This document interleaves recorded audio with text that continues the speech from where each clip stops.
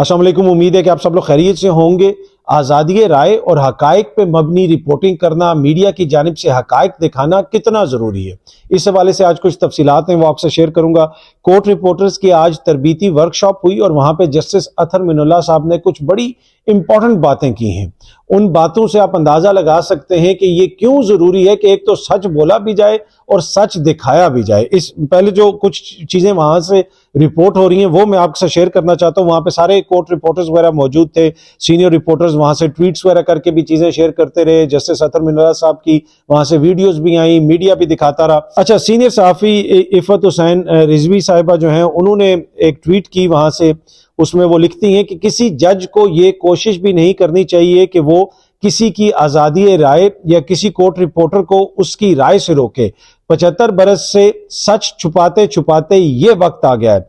Justice Athar Minallah का court reporters workshop से खिताब। तो बुनियादी तौर पे वो रिपोर्ट कर रही हैं कि जस्टिस अतहर मिनुल्लाह साहब ने वहां पे क्या कहा। अच्छा, इस ट्वीट को कोर्ट ट्वीट करके हसनात मलिक साहब एक्सप्रेस में लिखते हैं, एक्सप्रेस ट्रिब्यून में, आप उनको जानते हैं, टीवी पे भी आते रहते हैं, सीनियर रिपोर्टर हैं। उन्होंने भी इस ट्वीट को कोर्ट ट्वीट किया और उन्होंने लिखा, so justice Athar Minallah disapproved formation of JIT. तो उन्होंने कहा कि वो जो जेआईटी बन रही है, जो इस हवाले से बन रही है कि जी जजेस के ऊपर तनकीद हो रही है और ये वो हो रहा है, तो उन्होंने क्या उसको डिसअप्रूव कर दिया। बुनियादी तौर पे उन्होंने उसकी मुखालफत कर दी है, क्योंकि किसी कोर्ट के रिपोर्टर को या किसी आम शख्स को जो है नहीं रोकना चाहिए कि वो क्या कर रहा है या क्या रिपोर्ट कर रहा है। अच्छा, जस्टिस अतहर मिनुल्लाह साहब ने और भी वहां पे बहुत सारी बातें की। एक जो बड़ी इंपॉर्टेंट उन्होंने बात की, उन्होंने कहा कि सोशल मीडिया का असर जजेस पे नहीं होना चाहिए। पाकिस्तान की आधी तारीख डिक्टेटरशिप में गुजरी है। आगाज से ही आजादी सहाफत पर कदगने लगी। 1971 में मीडिया आजाद होता तो पाकिस्तान कभी नहीं टूटता। सच दबाते दबाते आज इस सूरत-ए-हाल पे पहुंचे हैं। हम अपनी मर्जी के फैसले भी चाहते हैं और अपनी मर्जी की गुफ्तगू भी चाहते हैं।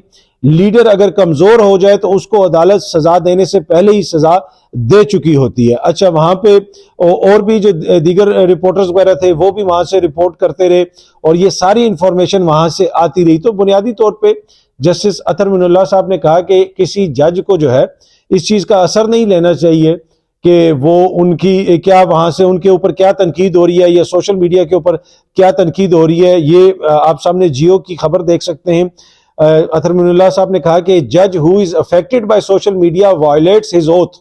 जस्टिस अतहर मिनुल्लाह, ये उन्होंने अपने खिताब में कहा कि जो सोशल मीडिया से अगर किसी जज के ऊपर असर पड़ जाता है तो वो बुनियादी तौर पे अपने हलफ की जो है वो खिलाफ वर्जी कर रहा है। और तो जो उनका बुनियादी मकसद था, जो बुनियादी उनके पॉइंट था, जो जिस्ट थी उनकी गुफ्तगू की, कि अगर आप सच छुपाएंगे तो उसके कभी भी अच्छे उसके नताइज नहीं निकल सकते। सच बोलें और जज साहिबान जो है दूसरों के ऊपर उनको इस तरह कदगने नहीं लगानी चाहिए कि ये ना करो और वो ना करो। उन्होंने कहा कि फैसले भी आप अपनी मर्जी के दें, फिर आप ये चाहते हैं कि लोग गुफ्तगू भी आपकी मर्जी की करें। हाँ, बद तहजीबी का, गालम गलोच का, किसी को टारगेट करना वो एक अलग बहस है, लेकिन आज़ादी राय को इस तरह दबाना कि अगर एक फैसला आ गया उसके ऊपर अब तनकीद भी ना हो, जिस तरह ये बल्ले के निशान वाला फैसला आया उसके बाद तनकीद हो रही है, वकला तनकीद कर रहे हैं, हर कोई तनकीद कर रहा है कि ये किस किस्म का फैसला है कि इलेक्शन से पहले इस तरह का फैसला आना क्या मुनासिब है। और ये सारे वो जो सीनियर कोर्ट रिपोर्टर हैं जो माजी में अता बंदयाल साहब को तनकीद करते रहे, हसनात मलिक साहब, दीगर जो लोग हैं उनकी बहुत सारे फैसलों को तनकीद का निशाना बनाते रहे, वही अब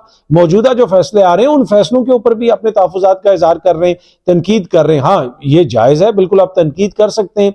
इसमें आप कहना कि जी कोई तनकीद भी ना करे, लोगों को रोक दिया जाए और जेआईटी बन रही है, तो अब ये वही लोग हैं जो इसमें ज्यादा इस वक्त जो आगे चेयर लीडर्स बने हुए हैं, जो माजी में अता बंदयाल साहब के हवाले से किस किस्म की जुबान इस्तेमाल करते थे, किस तरीके से उनको टारगेट करते थे। एनीवे, वो तो एक अलग बहस है।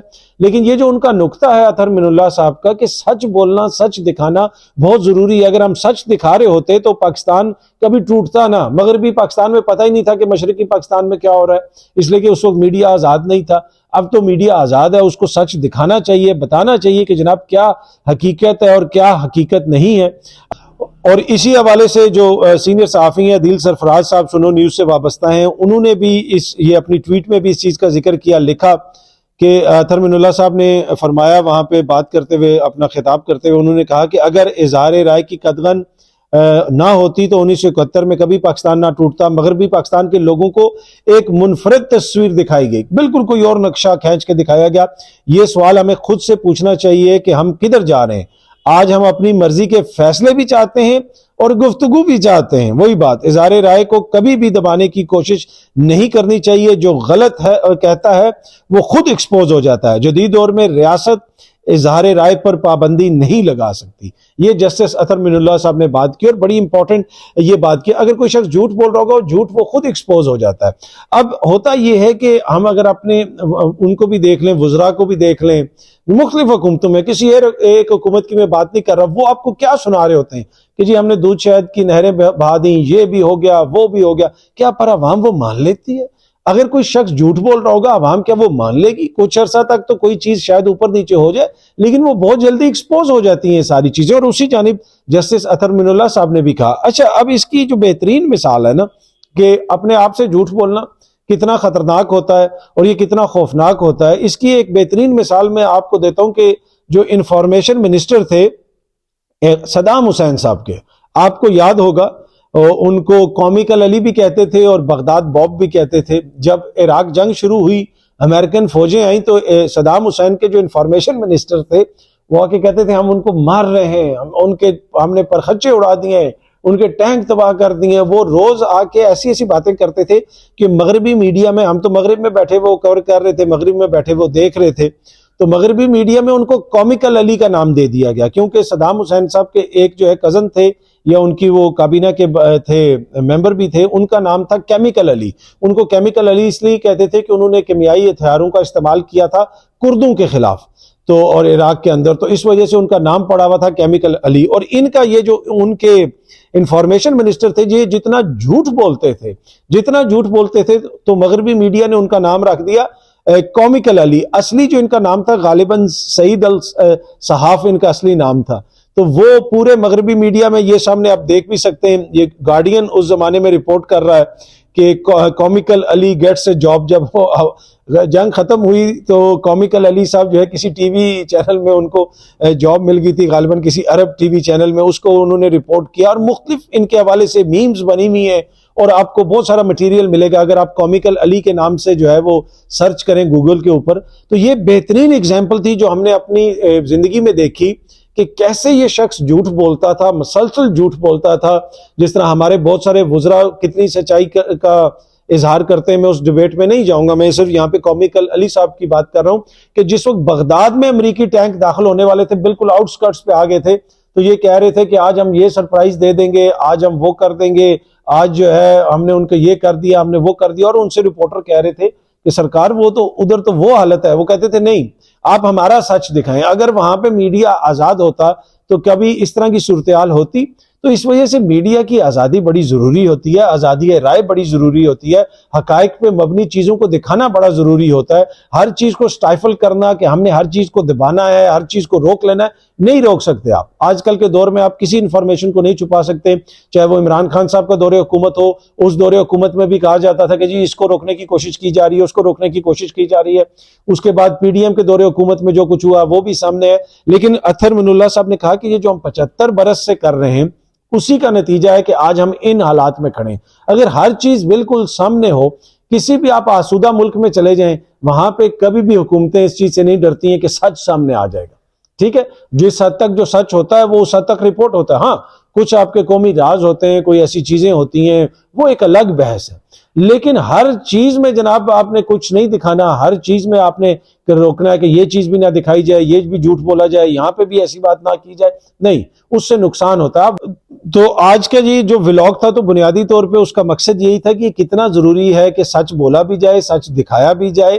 اور یہ صرف آپ کی ذات کے لیے ضروری نہیں ہے، یہ معاشروں کے لیے ضروری ہوتا ہے. کسی بھی ملک کی ترقی کے لیے یہ چیز ضروری ہوتی ہے.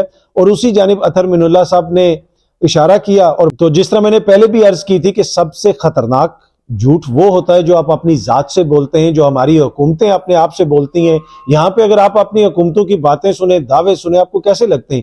اس ہر منسٹر میں آپ کو جو ہے نا کومیکل علی کی شکل نظر آئے گی، کومیکل علی کے الفاظ نظر آئیں گے. آپ جا کے ان کی پرانی ویڈیوز دیکھیں کہ وہ کومیکل علی صاحب کیا فرما رہے ہوتے تھے اور وہ کس قسم کی مذائقہ خیز باتیں کرتے تھے، جو بغداد باب جو ہیں وہ کس قسم کے دعوے کرتے تھے. یہاں پہ ہر حکومت میں، ہر انفارمیشن منسٹر میں، ہر دوسرے منسٹر میں آپ کو اس طرح کی چیزیں نظر آئیں گی، اس طرح کے دعوے نظر آئیں گے. تو سب سے خطرناک جھوٹ وہ ہوتا ہے جو آپ اپنی ذات سے بولتے ہیں، اور وہ جھوٹ خوفناک شکل اختیار کر لیتا ہے کہ جب آپ اس جھوٹ کے اوپر یقین کرنا شروع کر دیں. بہت جلدی آپ سب دوستوں سے دوبارہ ملاقات ہوگی. Thank you very much.